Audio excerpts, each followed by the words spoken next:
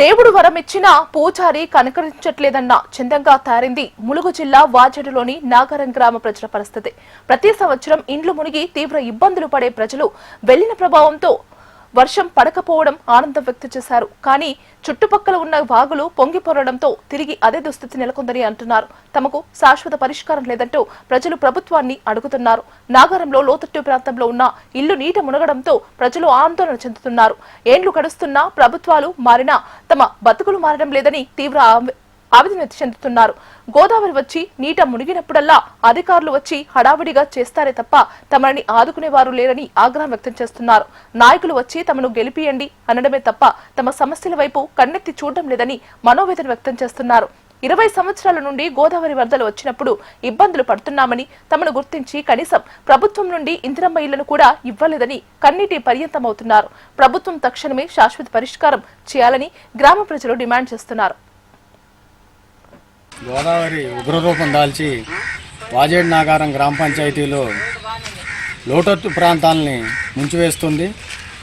ముంచివేస్తున్నా కానీ అధికారులు నిర్లక్ష్య ధోరణితో వ్యవహరిస్తున్నారు. గత బీఆర్ఎస్ గవర్నమెంట్లో వీళ్ళకి ఇళ్ళు ఇద్దామనే ఉద్దేశంతో అక్కడ ఇళ్ల స్థలాలు చూడడం జరిగింది.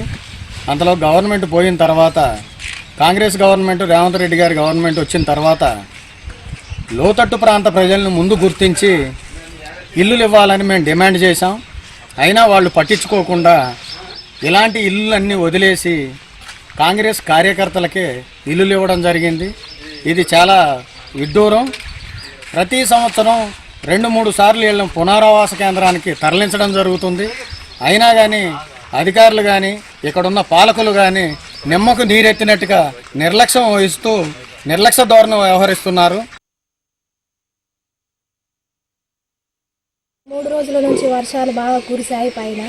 కానీ ఇక్కడ కురవకపోయిన పై వర్షాల ద్వారా మా వాజేడు గ్రామానికి గోదావరి రావడం జరిగింది. ఇది మాకు అలవాటే. 18, 19, 20 సంవత్సరాల నుంచి ఇక్కడ వర్షాలు వస్తున్నాయి. గోదావరి రావడం మాటకి ఇది మా ఇల్లు. ఇక్కడికి రావడం జరుగుతుంది, పోవడం జరుగుతుంది. ముఖ్యమంత్రులు మారుతాను, రాజకీయం మారుతుంది, ప్రభుత్వం మారుతుంది, రాష్ట్రాలు మారుతాయి, అన్నీ జరుగుతున్నాయి. కానీ మా ఇల్లుని పట్టించుకోవట్లేరు. ఫోటోలు దింపుకుంటున్నారు, వెళ్తున్నారు, జరుగుతుంది.